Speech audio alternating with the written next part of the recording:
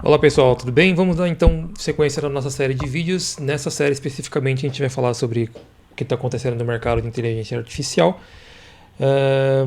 Na semana passada a gente teve um vídeo bem longo ali sobre o desenvolvimento do Final Fantasy que a gente está fazendo usando inteligência artificial, mas como a gente viu no penúltimo vídeo, a gente dividiu as séries, então a gente tem uma série só para falar sobre o desenvolvimento do jogo, e nessa série a gente vai falar só sobre as coisas que estão acontecendo aí no mercado envolvendo inteligência artificial, tá? Vamos lá, como você sabe, eu sou muito crítico sobre o hype que está sendo criado em cima de alguns produtos, né? Que toda semana sai um novo produto, um novo motor, só que nem sempre esses motores, né, esses novos produtos são realmente produtos que fazem sentido, né? Eu até peguei um vídeo aqui, deixa eu trazer esse vídeo para cá, que eu quero mostrar um pedacinho deles para vocês, sobre como é problemático essa questão dos motores, esses novos produtos de IA e o hype que é criado em cima disso. E às vezes, claro, às vezes as empresas têm culpa, mas às vezes nem é culpa das empresas, é culpa dos influencers, né? E eu vou usar um vídeo aqui do Bruno Fagion. É um canal relativamente pequeno, mas que tem alguns conteúdos interessantes, e aqui ele vai falar sobre não empreenda com IA sem antes entender esse gráfico. E eu acho isso muito pertinente, porque é aquilo que eu comento sempre em outros vídeos, né? Não adianta pensar em inteligência artificial sem levar em consideração o custo que isso vai ter no mundo real, né? Porque tem gente aí falando, vamos usar 10 modelos diferentes de inteligência artificial, mas qual o custo disso, né? Para você manter tudo funcionando. Vamos dar uma olhada nesse comecinho do vídeo aqui que ele vai explicar sobre esse gráfico. Ó. Rapaziada, se você não entender este gráfico aqui, você não deveria empreender com inteligência artificial, com AI vertical. Então nesse vídeo aqui eu vou te mostrar o que é esse gráfico, por que você deveria entender o Gartner Hype Cycle, que é o tipo de gráfico que eu vou te mostrar aqui. É um gráfico muito usado no Vale do Silício para entender novas tecnologias. Eu vou te mostrar onde que diferentes tipos de negócio de inteligência artificial estão nesse gráfico hoje, pelo menos na minha opinião, aí você vê se você concorda ou se discorda. Vou te mostrar também onde que outras tecnologias recentes, outros modelos de negócio recentes estavam e estão nesse gráfico. Vamos dar uma adiantada e eu vou aqui. te mostrar. Não sei se vai ser exatamente isso que vai ser o sentimento do mercado daqui 1 ano, daqui 2 anos, daqui 3 anos. Então é sobre isso que a gente vai falar nesse vídeo. Então primeiro, deixa eu te mostrar aqui no meu iPad o gráfico, como ele é bem puro, bem simples, para você entender este gráfico na sua versão mais simples, entender quais são as 5 fases desse gráfico e para que ele serve, tá? Esse gráfico é o Gartner Hype Cycle. Ele foi inventado em 1995 pela empresa de pesquisa Gartner, que é uma empresa de pesquisa, né, comercial aí para empresas grandes. E o que ele mostra aqui? Tá? Ele mostra a relação entre as expectativas do mercado com uma nova tecnologia, com um novo modelo de negócio e o tempo. Tá? E você vai ver aqui que ele é dividido em 5 fases. Né? Ele tem a primeira fase, o gatilho de inovação, que é quando surge alguma coisa nova, surge algum piloto, algum proof of concept, ali, alguma tecnologia nova conceitual que ainda não serve para nada, mas algumas pessoas bem nerds daquele setor começam a enxergar algumas possibilidades. Tá? No caso da inteligência artificial, isso aqui é quando você tinha o GPT-2, por exemplo, antes do chat GPT. Né? Então, Ele vai fazer aqui um comentário que seria o GPT-2, entretanto, eu vejo muito como os diversos tipos de modelos que saem toda semana. Eu até cheguei a citar no vídeo anterior, na verdade na série lá do Final Fantasy, sobre o Grok AI, né, na versão 3 dele, de 3 meses atrás, que quando saiu, a internet, o YouTube foi bombardeado de vídeos, nossa, que agora tudo mudou, que acabou os programadores, que agora isso aqui vai revolucionar tudo. E 3 meses depois, cadê o Grok aí? Ninguém fala tanto com o mesmo entusiasmo do que falava 3 meses atrás, principalmente em comparação com os modelos que foram lançados depois da OpenAI, da Cloud, agora está no Cloud 4, do Gemini. Então, eles... Não que esses modelos não sejam bons, mas é aquilo. Aí essa semana agora vai ser mais outro modelo e assim vai. Então, às vezes, acho isso interessante porque eu vejo muito essa curva, né, que os modelos fazem, só que em uma frequência muito mais rápida de tempo, né? Porque aqui, por exemplo, o modelo é lançado, tem aquele hype, todo mundo começa a produzir conteúdo e às vezes esse conteúdo é falso, a gente vai ver algumas postagens aqui falando sobre isso. Esse conteúdo eles inflam muito, como se aquilo fosse uma super revolução e não é. e depois tem a queda porque não consegue se manter. Inclusive, aqui nesse gráfico até ele fala que depois vai para o platô de produtividade, onde a coisa acaba dá uma subida, uma estabilidade, coisa que não se mantém nos modelos de IA que a gente tem hoje, né? Porque muitos do que saem acabam morrendo, né? Eu vou colocar todos os vídeos, né, e artigos que eu mostrar aqui nesse vídeo tá aqui na descrição, então o vídeo aqui do Bruno Vagão tá aqui na descrição também, vale a pena dar uma olhada. E aí eu peguei, por exemplo, uma postagem aqui do Fábio Akita, por exemplo, falando novamente, né, que o que eu disse alguns dias atrás, estão produzindo o LLM para ser o novo influencer e convencer os mais inocentes de que é inteligente, então só acredita. E ele referencia uma postagem falando que toda aquela questão que aconteceu do OpenAI e o Estúdio Ghibli não foi um acidente, não foi orgânico, foi tudo cuidadosamente planejado, porque a OpenAI queria parecer legal, cool para o público, né? Isso, pensando no produto que ela se propõe a ser, mostra que, na verdade, para essas empresas vale mais a pena o marketing e ela parecer legal do que realmente um produto final que seja realmente inteligente, né? Então muita gente ficou conhecendo a OpenAI ou o ChatGPT, ou já conhecia, mas nunca tinha usado e começou a usar por causa daquela trend do Google, do Estúdio Ghibli, e não foi à toa, né? Foi algo planejado para acontecer, não foi orgânico, né? Então as empresas começam a pensar nisso. Inclusive tem um artigo muito interessante chamado Os Incentivos Perversos do Vibe Coding, que fala sobre a questão de como a inteligência artificial usada para programação, as empresas estão pensando em dopamina, assim como redes sociais funcionam. E você pensa, tá, mas o que tem a ver uma coisa com a outra? Não sei se vocês já pararam para pensar, mas o que essas empresas de inteligência artificial vendem não é a inteligência artificial por si só, e sim a venda de tokens, né? Quanto mais tokens você gasta, mais ela lucra, né? Ela fatura. E eles perceberam que quando você está usando a inteligência artificial para produzir alguma coisa, aqui o foco do texto é vibe coding, né? Ou seja, usar a inteligência artificial para programação, mas você poderia colocar para qualquer tarefa. O fato de você conseguir fazer uma tarefa e a inteligência artificial conseguir fazer aquela tarefa, isso está sendo no seu cérebro, né? No nosso cérebro está sendo desencadeado dopamina da mesma forma como a gente estivesse jogando um jogo, ou estivesse numa rede social, ou fazendo uma aposta em sites de aposta, né? E as empresas já perceberam isso, e muitas das vezes os resultados que essas inteligências artificiais estão dando, de expressões que elas estão utilizando, o tempo que elas usam para dar uma resposta, e essa resposta às vezes tem coisas além do que o usuário solicitou, é pensando nisso, em estimular dopamina no usuário. Então você pode pensar assim, a inteligência artificial falou um negócio para mim assim, aleatório. Não é aleatório. Estão pensando nisso para produzir mais tokens de saída, e esses tokens de saída é o que faz elas faturarem mais, e esses tokens de saída, provocando dopamina, faz você ficar cada vez mais interessado em querer interagir com elas. É um artigo muito interessante, tá? Explicando sobre como que isso funciona, como que algumas empresas estão usando isso, meio que isso não é algo tão divulgado, mas é algo que acontece, né? Então vale muito a pena dar uma olhada nesse artigo. O original dele está em inglês, eu estou usando aqui em português só para demonstrar, mas eu coloquei na descrição ele em português, o link original, tá? E aquilo, né, que eu já disse em outros vídeos também, né? Porque a inteligência artificial, muita gente acha que é uma grande revolução que houve com a inteligência artificial, só que a inteligência artificial, que nem é inteligência nem artificial, não foi algo inventado agora.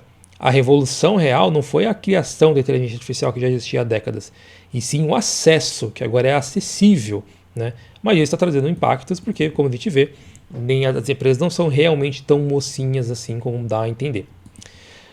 Uma outra postagem aqui que eu achei curiosa, né, que o Fábio Vedolini, que com o lançamento do Claude 4, né, que o Claude 4 acabou de refatorar toda a minha base de código em uma única chamada. 25 invocações de ferramentas, mais de 3.000 novas linhas, 12 arquivos novinhos de folha. Ela modularizou tudo, quebrou monolitos, limpou o espaguete. Aí você pensa, nossa, porra, Cloud 4, então, né? Nada disso funcionou, mas, cara, foi lindo, né? Então você vê, um monte de coisa que ela fez e não funcionou, né? Enfim, e outra aqui do Akita criticando esses influencers, né? E esse aqui especificamente tá falando aqui que, nossa, o novo OpenAI Codex, agora você pode fazer coisas que você nunca pensou em fazer, você pode fazer aplicativos 24 horas por dia, 7 dias por semana, e um vídeo aqui mega It tendencioso. is the coolest AI agent I've ever seen in my entire life. This is the E o future cara of fala que fez AI, and if you stick with aplicativos me que right vai now, ganhar you'll see what it's dinheiro, que capable nunca of pensou ganhar and tanto how to dinheiro take advantage of it assim. right now to build a E business. não é assim que funciona. Só que esse vídeo não é para pessoas que sabem como funciona o desenvolvimento de aplicativos, o lançamento de aplicativos. Esse vídeo é para pegar justamente pessoas que estão extremamente empolgadas e vão acabar, primeiro, dando engajamento para esse tipo de conteúdo. Então vão se inscrever no canal dele. Os canais que estão produzindo esse tipo de conteúdo acabam ganhando muito engajamento nesses últimos dias, que não é ruim. Esse vídeo mesmo que eu estou gravando é um vídeo para engajamento. Entretanto, falando verdades e não usando um discurso que vai atrair pessoas que vão achar que tudo é fácil e maravilha. Você não consegue desenvolver aplicativos que vão ser usados no mundo real 24 horas por dia, 7 dias por semana mesmo, usando os agentes. Start making money with AI. I'll walk you through how it works, how you can start using it, and what it can do to improve.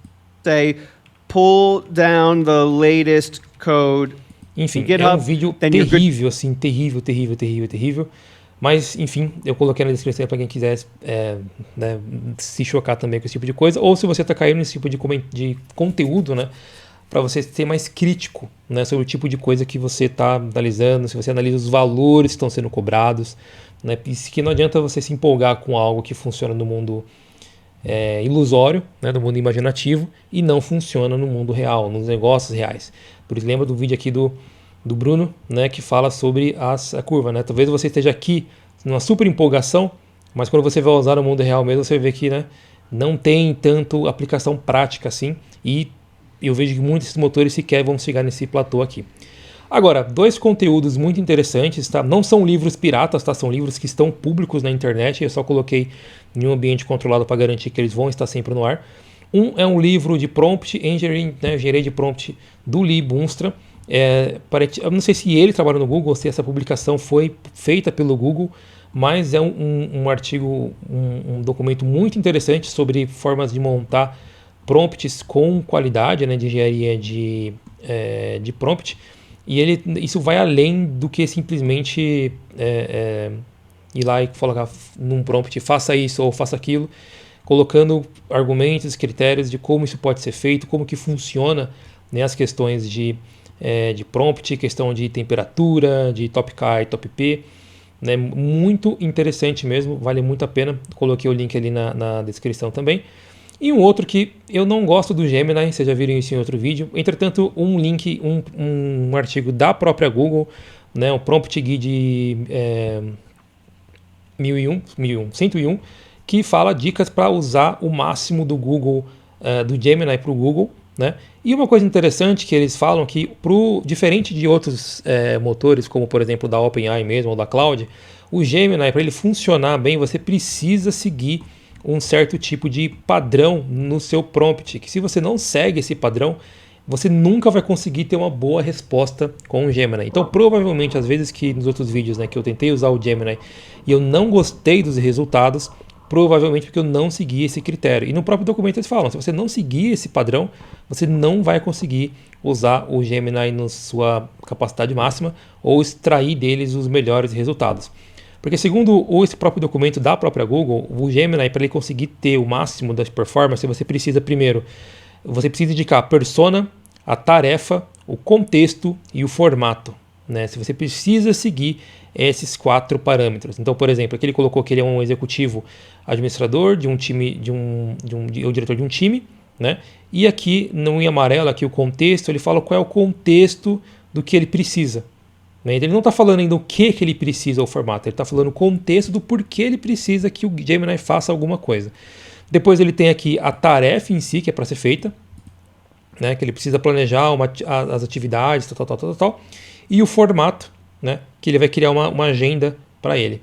Né? Então, ou seja, se eu simplesmente colocasse assim, crie uma agenda, né, eu começaria o prompt assim, crie uma agenda para mim, onde eu possa incluir as atividades do meu time, a qualidade seria muito pior do que se eu colocar seguindo aqui essas tratativas. Então, naqueles exemplos que eu fui usar o Gemini, independente do motor que eu estava usando, 2.5 Flash, etc., eu deveria ter colocado, eu sou um desenvolvedor experiente, contexto, estou fazendo alguns testes de desenvolvimento a fim de encontrar soluções que me permitam usar ambientes 3D para desenvolvimento de jogos, etc. A tarefa, quero que você crie para mim um cenário que seja XYZ, tal. E o formato em HTML5, JavaScript, etc. Para aí sim ele ter uma boa performance. Isso aqui é curioso, né? A forma como o Gemini trabalha, que me lembra um pouco como o Google lida com o SEO, e a mesma forma também me deixa preocupado, no sentido de se isso vai se manter. Porque o SEO que a gente tem hoje em dia, ou seja, o SEO para você conseguir ter um bom posicionamento no ranking de pesquisas do Google, tem todas umas técnicas que você precisa adotar no seu site, no seu HTML, para conseguir ter um bom ranqueamento. Em tempos, o Google sempre mudava essas regras. Não, agora tem que ser assim. Não, agora é de tal jeito. E aparentemente na arquitetura aqui de como o Gemini usa, ele interpreta os prompts, parece algo parecido. E meu medo é que em algum momento o Google fale, não, agora mudamos as regras, agora você precisa fazer dessa forma. E o interessante é que eu estava olhando esse outro artigo aqui, né, que do engenharia de prompt, não necessariamente nos outros motores, como o da OpenAI e o da Cloud, principalmente, você não tem tanta necessidade de seguir um padrão de persona, task, context, format como o Gemini trabalha. O Gemini especificamente precisa desses contextos. A OpenAI e a Cloud conseguem meio que ter uma camada de abstração que consegue extrair o que eles precisam, independente da forma que você escreva. Diferente do Gemini, que pede coisas mais específicas assim. Enfim, coloquei os dois links aqui para comentar. Agora, uma coisa que é notável, né, de qualidade em relação à inteligência artificial é a questão do VO3, né, do Google DeepMind, que, na minha opinião, conseguiu ser muito melhor do que o próprio Sora do OpenAI ou os produtos da